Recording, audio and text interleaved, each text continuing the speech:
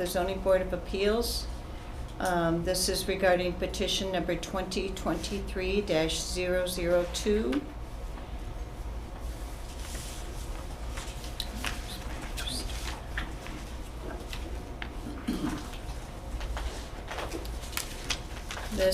The address for this petition is on O'Brien Road, Harvard, Illinois. The applicant is Carol S. Larson, owner of record, and Trent and Joy Shellhaus, contract purchasers.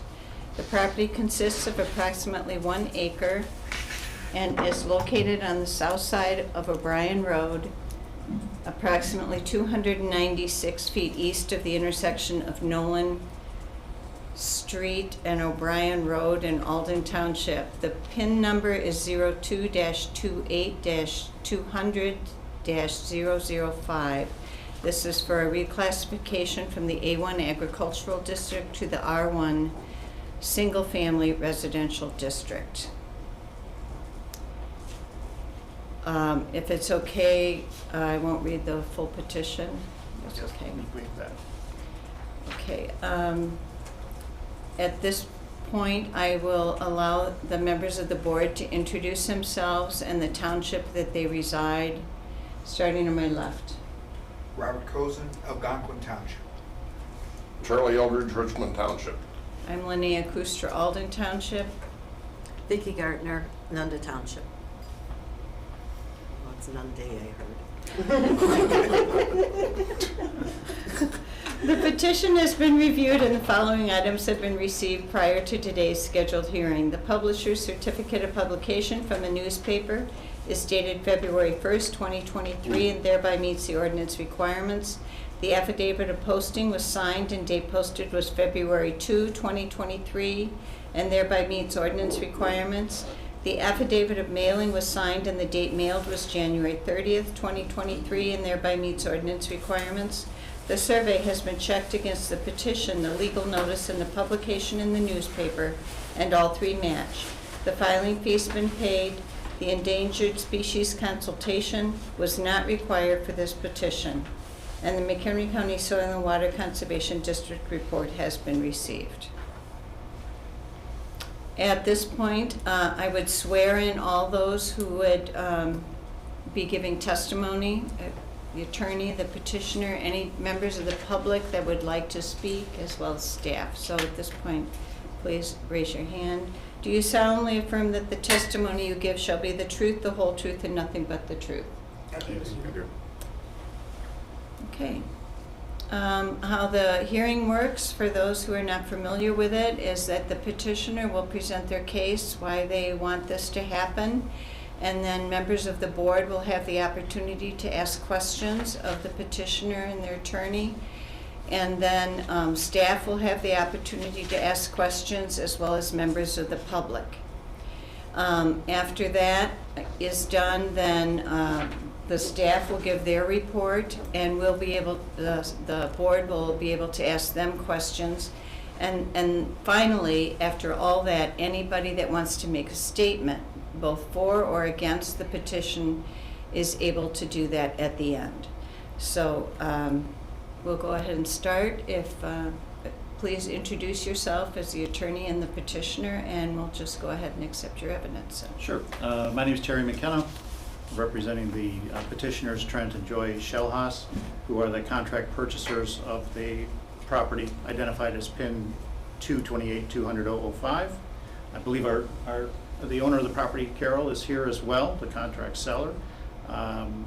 We believe that the petition meets the qualifications that are set forth in the ordinance because the proposed use is consistent with the actual use of the surrounding properties, and also the property as it stands would be better served as a residential use than as an agricultural use because of the condition of the property and the fact that it's not as suitable for agricultural use. For my first witness, I'd like to call Trent Shellhaus, who happens to be sitting next to me. Trent, if you could state and spell your name for the record. Trent Shellhaus, Trent Schellhaus. Haass. And you are the contract purchaser of the 1 acre property that is the subject of our petition, correct? Yes, And this is actually part of a larger 12 acre parcel, yes, and you are actually seeking to acquire the entire 12 acre parcel, correct? correct. So this is not a situation where our owner is just looking to sell you 1 acre. No, Okay.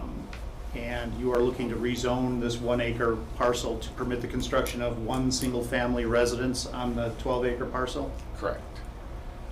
The property that's the subject of the petition consists of actually 0.999 acres according to survey and has 100 feet of road frontage on O'Brien Road. Correct. Thus it meets the requirements for an R1 parcel. Yes. And what attracted you to this particular parcel? We like the open space, but still wanted to be close to a town. And didn't you also live near here as a kid? Yes, I grew up in Nolan subdivision, straight across the street, probably about 3 houses down. Okay. And then in your petition, why did you opt to try to rezone this 1 acre parcel as R1 as opposed to perhaps an estate zoning or something like that? Just going off the staff recommendations. We had discussed other options, and A2 was not an option. They said this would be the best course of action with the subdivision directly to the north. Very good. And you didn't look to rezone the entire 12 acre parcel that you're buying to the R1 district to eliminate speculation that you were trying to, develop a subdivision out there? No, Okay. So you're buying 12, you're looking to rezone 1 acre. What's your plan for the remaining 11 acres? basically leave it natural. From the wetlands south, I would say, we'd probably look into a conservation easement. And you have some connection with the Department of Conservation, correct? Yeah, my father worked for MCCD for 14, 15 years as executive director. Okay. So you're familiar with conservation easements? Yes, And you indicated that you would look into potentially placing some of the property as part of the conservation. yes, Very good. All right. There are 7 standards that the board must consider to approve your request. The first being the compatibility of the proposed zoning with the existing use and zoning of nearby properties. So I'll direct your attention to the board behind you here, which shows your property outlined or the property that you're looking to purchase outlined in blue there in the center. This is a copy of the 2021 aerial map from the County Athena website, correct? correct. And again, the 12 acre parcel is outlined there in blue. And it's about 1.25 miles east to west on either side of the property in question. Now, on that drawing, I've mapped most, but not all of the existing single-family residences in the area with red dots. I did not mark home sites, traditional 40-acre ag parcels with home sites. So in terms of compatibility of the property with the uses of the surrounding area, obviously the property is directly across the street from an R1 district, correct? Correct. And, while the staff report indicates that we're really not supposed to, take that into consideration, it doesn't take away from the fact that directly across the street, where you grew up as a kid, there are 33 single-family homes. Correct. So all of the other dots that you see, other than the dots in the subdivision across the street, are improved, again, with the single-family residence, and all of those primarily are zoned A1. There are a handful of A2s that are in there. I did not mark those separately. But most of those parcels are all smaller than the 12-acre parcel that you're looking to purchase. Correct. Correct. Now, for what's not shown on the map, according to the measuring tool on the Athena website, your parcel is about 2.16 miles east of the Harvard city limits. Correct. And between your property and Harvard, there are 25 zoning parcels on the south side of O'Brien Road. Of those 25 parcels, 21 are improved with single-family residences. Correct. 14 of those, at least, are less than 7 acres in size. Correct. And then similarly, on the north side of O'Brien, between your property and Harvard, there are 10 more homes. Correct. So that's 31 houses between your property and Harvard. There are also a couple of B1 zonings there, or business zonings. There's a B1 at, or rather a B1V at 173 in O'Brien, and a B2 property at O'Brien and Shields. So, again, your property, a little better than 2 miles from the Harvard city limits. You're about a mile, a little better than a mile, as the crow flies, to Alden.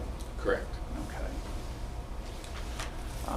Based on that, based on the number of dots that are there, wouldn't you say that the proposed use of this property as a single-family residence is compatible with the uses of the surrounding properties? Yes, I would. The second standard that we have to show is the extent to which the property value of the subject property is diminished by the existing zoning. So, flip this.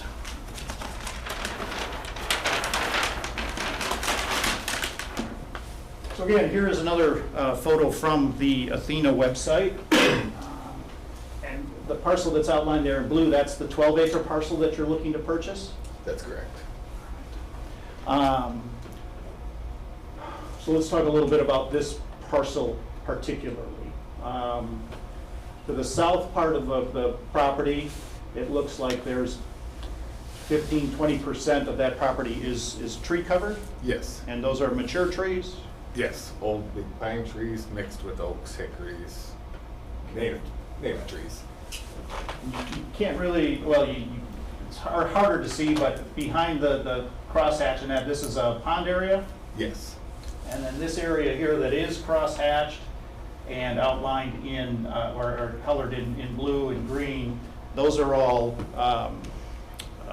flood zone and wetland area, correct? Correct.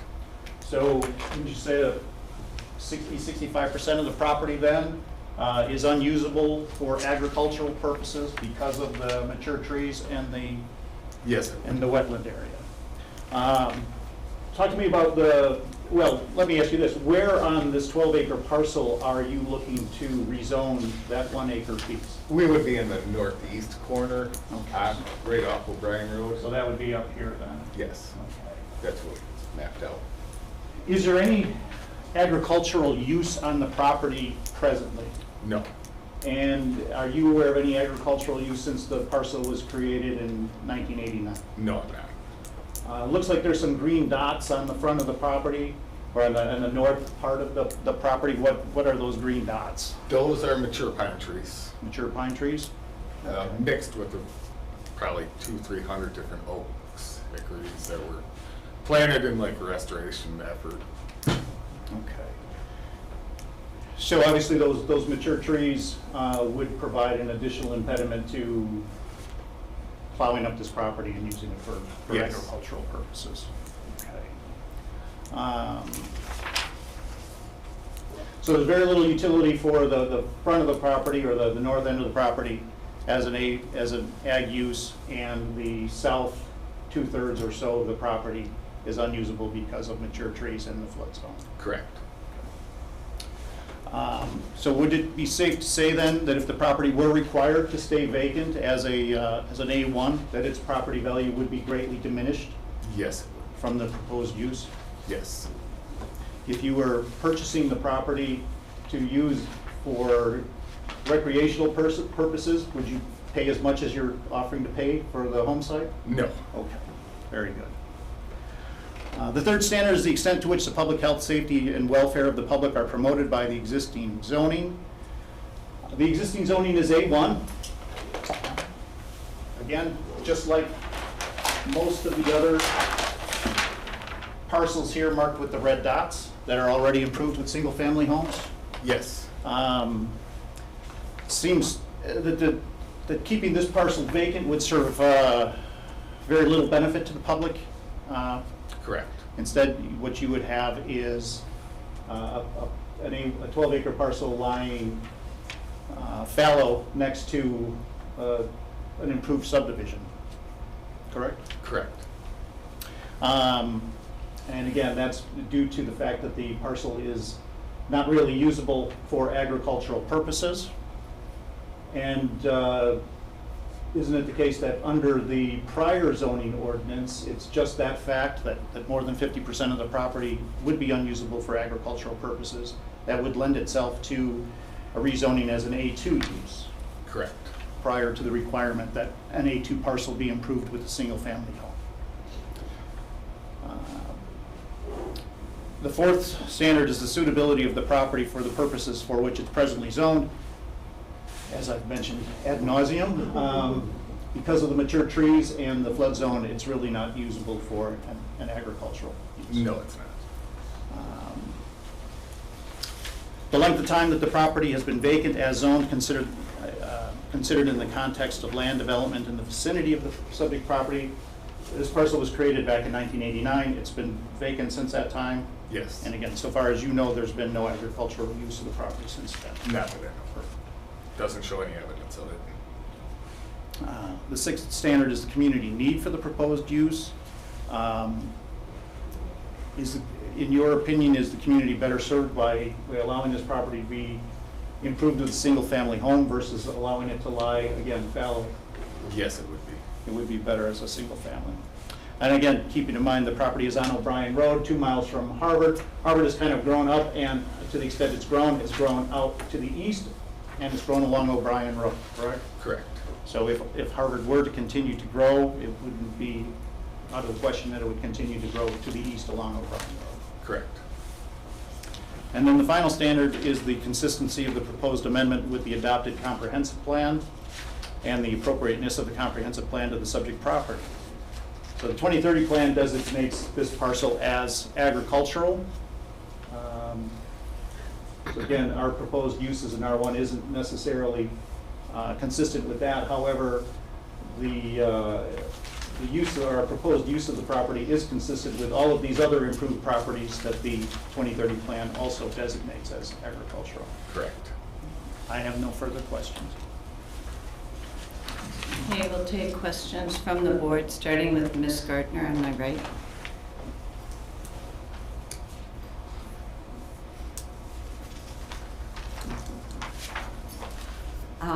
My one question is the surrounding property of this particular piece of property, your 12-acre piece. Yes. Is there farming happening on those properties? No, there's not. Not straight to the east is 40 acres of big mature woods over here. Right. This is a 28-acre parcel which just has a homestead and no agricultural use being used on it. Looks like they had a couple horses maybe, but that's all I can tell. Okay. And then further west along, is that O'Brien Road? This is where O'Brien turns into 173. That Yeah. is agricultural. And that is farmed? Yes, it is. Okay. All right. But the 28 acres here is all big woods, It mature looked a oak little trees. rough for farming, yeah. Yeah, Okay, it's that all was- hills and oak trees. Yeah, okay, that was my only question, thank you. Mr. Eldridge. I have no questions at this time. I would comment to Mr. McKenna that the population of Harvard is within 20 people of what it was in the year 2000. Well, it did grow, see? I'm not sure if that's up or down. Mr. Cozen. Thank you. Thank you.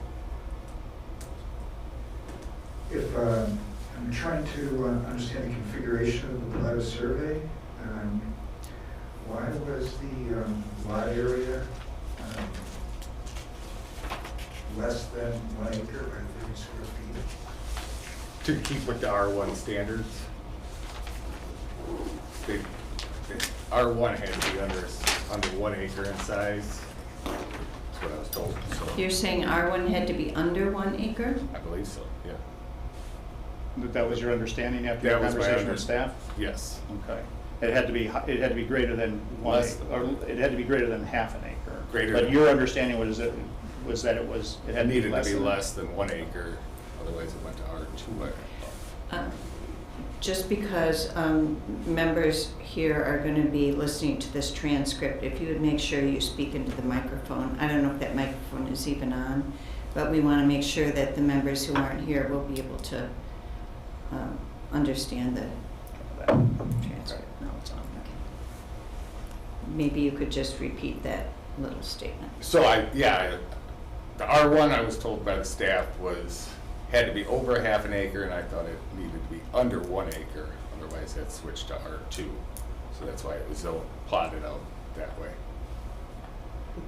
Can you explain the diagonal shape of the lot on its western lot line? Mostly just to move the house back away from the roadside to keep the 100-foot of frontage on O'Brien Road, but then to be able to have the most distance towards the back.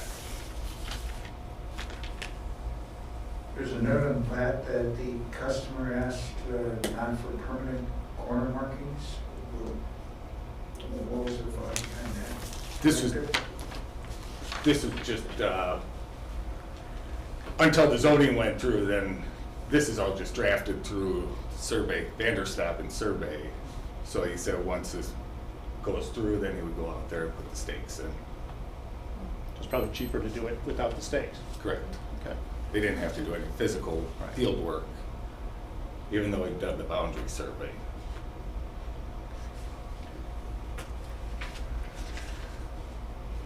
I have no further questions. I have a few questions. My husband and I farmed the farm just east of this parcel and then also the west of the Larson farm. And I remember, maybe Carol is here, maybe she can dispute this, but I thought the Larsons had beef cattle and they used this parcel for hay and for pasture for beef cattle for agricultural purposes.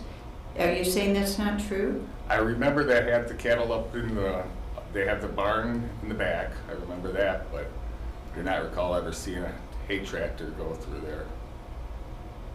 And I grew up there, would have been from 81 to 99, I think, Do you remember cattle out on pasture there? very rarely. Very rarely. Okay. You're aware of the staff report that's been prepared for this parcel? Yes. And you understand the staff assessment is that they do not support your request? And talking about the property across the road to the north, it's designated isolated estate, and the presence of those homes is not to be included in any reclassification consideration. It's an old subdivision, and the county has decided that they do not want those to be used to further develop rural areas of the county. That's why it is referred to as isolated estate. Are you familiar with that? Yes, after reading the staff report. And you understand that staff does not support this reclassification for that reason? Yes. Okay. And that's why we went to great pains to show the other approximately 50 houses in the area? Correct. Do you know how many of those homes was built within the last 20 years? I would say not many.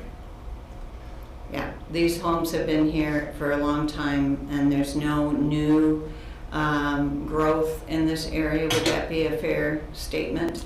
Staff did inform me that directly across the street, they just classified a vacant lot to R1 that's in the subdivision with future plans of it being developed. It was reclassified? Yes. It would- Rezoned. It would have come before us. I'm not familiar with anything like that that has been rezoned to R1. Anna, are you? If I recall our conversation correctly, I was indicating that the subdivision had been reclassified to R1 in support of dividing it into the subdivision, so that would have occurred many years ago. And that subdivision looks like it was, what, 79 or pre-79? I don't remember the dates off the top of my head. Okay, all right. Okay, that's all I have. Does any members of the public have questions for the petitioner? Or staff, do you have any questions for the petitioner? I do not. Any members of the public? Do I say a statement now or ask? I You don't would, really you have would a say question. your question, Carol, would be if you have any question of Trent or his testimony at this point. You'll make a statement later before the end of the hearing. Gotcha. The only question I have for Trent is, Could we have you Could state you your go Can you to the name? speak to a microphone? microphone, I'm please, so sorry. our Yeah. board members can Let's hear? turn And that on. give your name and address too, please. Yes, Carol please. Larson. Is it on? Identify I yourself don't think with so. your address. Okay, Carol Larson, and I don't think it's on. I don't think it's on, All right. no. And let's put that down with it. I'm sure. Anyway, the only question I had was, I don't know if it's a question or a statement. I'm just glad to see that he's considering the rest of it becoming part of the conservation. So I don't know. I don't really have a question. I was very happy to hear that, that's all. Okay. Okay. Okay, so at this point, we'll take testimony from staff.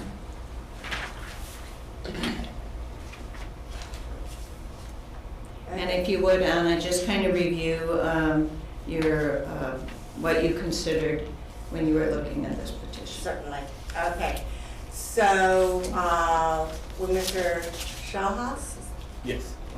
let me make sure I pronounce that correctly, came to our offices, the first thing I looked at was just the zoning of the area, and did notice that the subdivision to the north is zoned R1, and it was based on that information that I had recommended to him, given what he wanted to do with the property, that he applied for the R1. It wasn't until after he had made his application and that I took a look at the future land use map that I determined that the properties to the north are isolated residential. And according to the text of the comprehensive plan, we are not to consider any isolated residential as part of our consideration for reclassifications. So there is obviously the subdivision to the north, and there's also a subdivision to the west on the north side of Ward 73 that are some of the factors involved in the applicant's documentation of some of the houses in the area. So those two subdivisions are to be excluded from our consideration. I did also take a look at the average lot size within about a half mile of this subject property. That average lot size was about 72 acres in size. That would definitely support agriculture as opposed to a R1 designation. So based on the lot sizes and the fact that the development in the area is somewhat sparse, we are recommending denial of the request. Does anyone on the board have any questions of staff? Mr. Cozen. Thank you. In the computation of lot area, can you clarify whether that right-of-way is included in the computation of the zoning lot? No, it was just strictly lots, not the right-of-ways. Then does a plat of survey of this parcel show lot area including the right-of-way of O'Brien Road? I believe it does include that. This is part of what's called a prescriptive right-of-way. So way back in time, when the lots were originally created, it was not unusual for lots to include what eventually became the road. So technically, yes, they do own to the center line of the road, but the actual area that they are allowed to actually use is less than that. And is that the opinion of Vanderstep?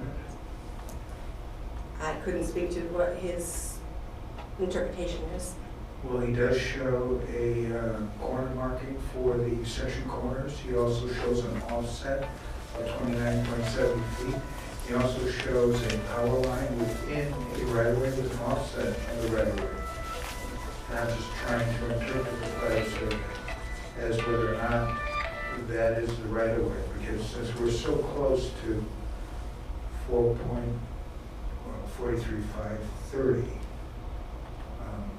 whether or not that area of O'Brien Road is a dedicated right-of-way to be excluded in the computation of the zone. So it is not dedicated right of way. It would be Dedicated right of way would be excluded from the property.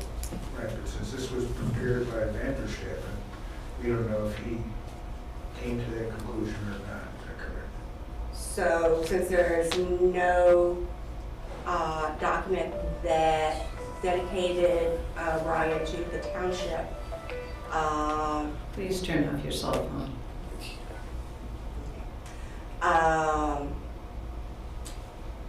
since there was no documentation that O'Brien has been dedicated, it is strictly prescriptive right of way. For purposes of the plat here, it appears that he is showing it to roughly the center line. He is showing the 30 feet from that center line south, which would establish a presumptive new lot line if and when dedication should occur. So the actual usable lot is about 3,000 feet smaller than shown. Is that, would that be your interpretation That could of be an that? interpretation.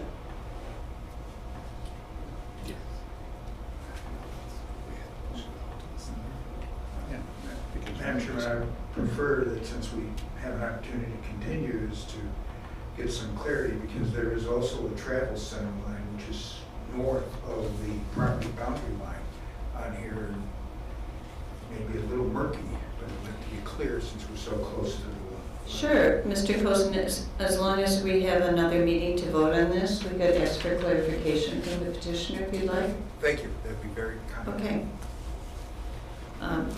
Can I clarify what you're at? I mean, typically these parcels own to the center line of the highway, and where the road gets put in, where it gets put in. So I just want to make sure I'm Terry, understanding. can you speak in? I'm sorry.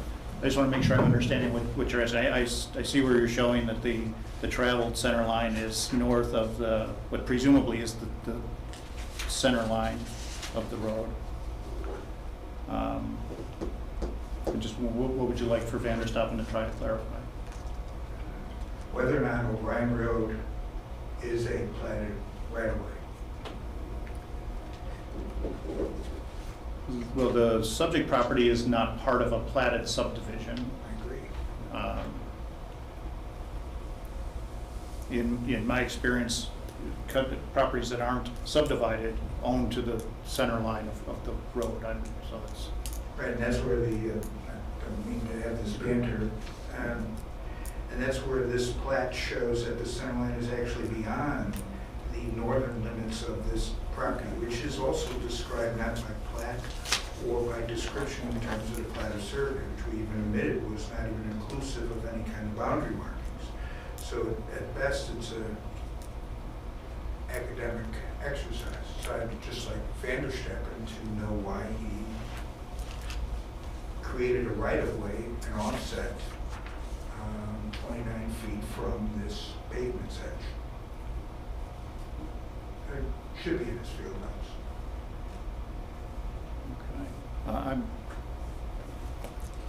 okay.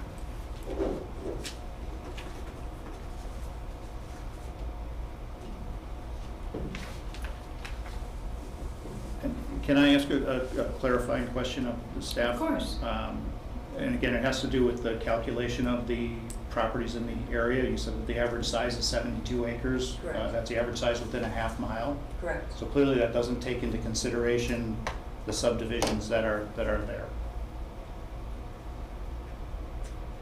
Because if it did, there's no possible, I wouldn't think that there'd be any possible way that the average size would be 72 acres. So Ms. Pustra, in the folder there should be my notes. Do you mind if I come and grab my notes? Sure.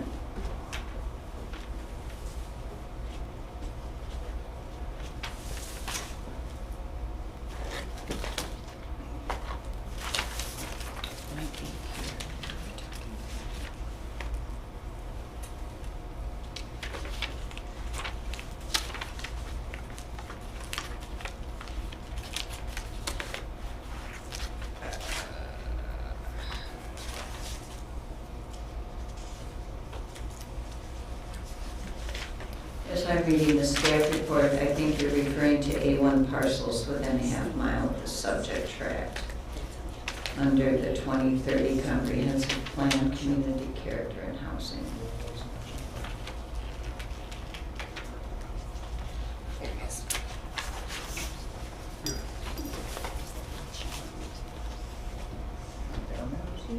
Because it's not part of our petition.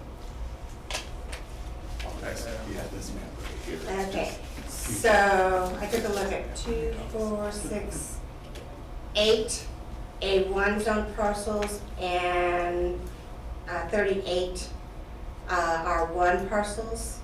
And based on the size listed in the tax assessor's records, yes, the average was 72. Okay. Thank you for clarifying that. I have some questions for you, Anna.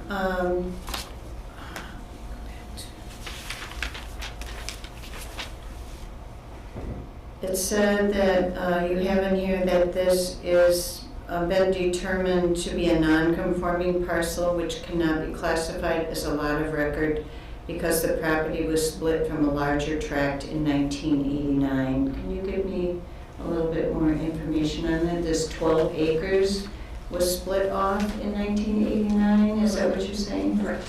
Okay. And so it is it's an A1 parcel, but it's a 12 acre A1 parcel, basically, at that point. Okay. So it can be used for agricultural purposes, but to have a house on that in 1989, you had to have 160 acres. Correct. Okay. All right. Vicki, anybody else have questions for Anna? Okay. At this point, I would take any statements by any members of the public. Ms. Larson, if you'd like to make a statement again, and anyone else, again, state your name, your address, and then you can make your statement regarding the petition. Okay, Carol Larson, is this on? Yeah. Yes, good. And I live up in Twin Lakes now, 671 Tyndall's Nest. However, I lived on the 40-acre parcel and farmed it. It was purchased in 1968. And there is a 2.5-acre parcel on which the house is built on the 28 acres just to the west of the 12 acres. And I don't see that indicated on here that there's any house, although I know I paid taxes on it, so I know it existed, and I lived there forever until last year. And the 12 acres was split off. I have a hard time, I think it was a little before 89, I know the records show 89, but I know it was done earlier than that, I just haven't been able to trace it far enough back. But the land itself was used, yes, to be raised cattle. That was hayed for about 2 years, the front part of that parcel, but there were so many rocks in it that it got impossible to use it as a hay field. So we just use it as pasture for the cattle to roam up there. And the back pond was put in as a a group with Ducks Unlimited, the Department of Conservation, and there was two other groups that was with it. And then we put in 5 acres of prairie. So right now, that area, that 12 acres, is not farmable. We also planted 1,500 oak trees on the front part to try to put it back into oak savanna. And the back part is oak, not savanna, but mixed woods, as he said. So as far as it being agriculturally used right now, no, it's not a possibility. And I don't understand the 72 acres because we lived on 40 acres. Actually, we lived on the 28 acres with a house with 2.5 acres being part of the estate itself. I would be very happy if he were to build a house there and then steward the rest of the land as it should be stewarded, kept as the wetlands and as a wooded piece. Okay, thank you. Anyone else want to make a statement? Again, please identify yourself and give your address, please. I'm Earl Novak. I live at 17135 East Route 173, part of the subdivision. And I just want to, as a character witness for Trent, he's a good man, good family man, and like Carol has said, that I think he would champion that parcel of land, and he would keep it quite pristine, and building his home on it would be an honor to have him as a neighbor. He's a good man. Lovely family. That's about it. Okay.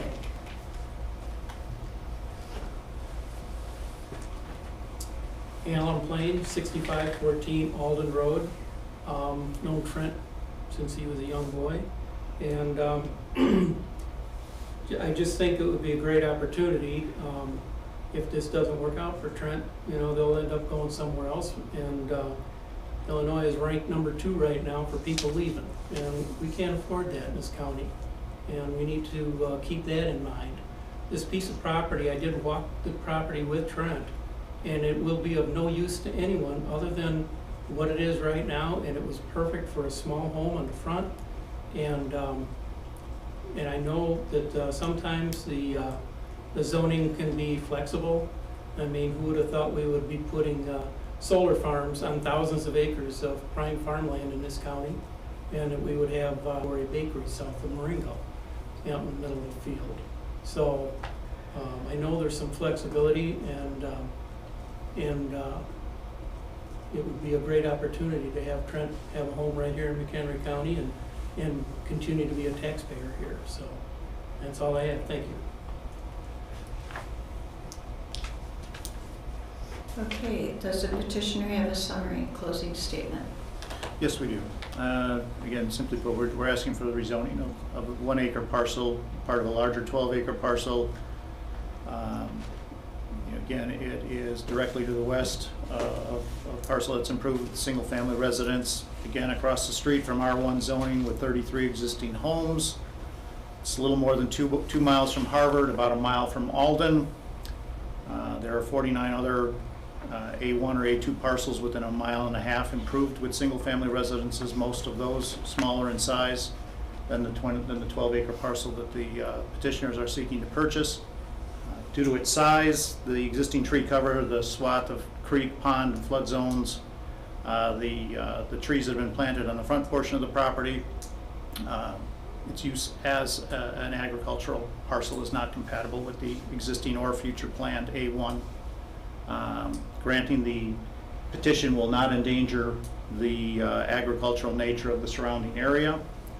We're not asking to spot zone, an island in 40 acres or larger of pristine farmland, and we would request the Zoning Board of Appeals grant or recommend granting petition for reclassification. Thank you very much. Okay, Anna, maybe you can help me with setting a date for continuing this meeting and a voting meeting. It looks like maybe the 9th. We have a petition I don't know what it is or how long it is, and even for Mr. McKenna and the petitioner, when you are available. Okay, so the 9th is a conditional use permit for some property off 47 just south of Woodstock. I'm actually on that one. Yeah. So. And I'm gonna need all day for that one, I'm sorry. Oh, really? Oh, okay, all right. We won't double up on you then, Mr. McKenna. I appreciate it. And then on the 16th, we have, A text amendment, and that day, I think, would be probably the best other ones in March for continuation. does that work for you, Mr. McKenna? The 16th, yes. Yes. All right, so we will continue this meeting until March 16th for the purposes of clarification of the Vanderstappen survey and then for our voting meeting. So at this point, our hearing is closed. Thank you. Thank you. If I can get that clarification from Vanderstappen and over to Anna, would you be able to pass it on to everyone? Yes. Perfect, thank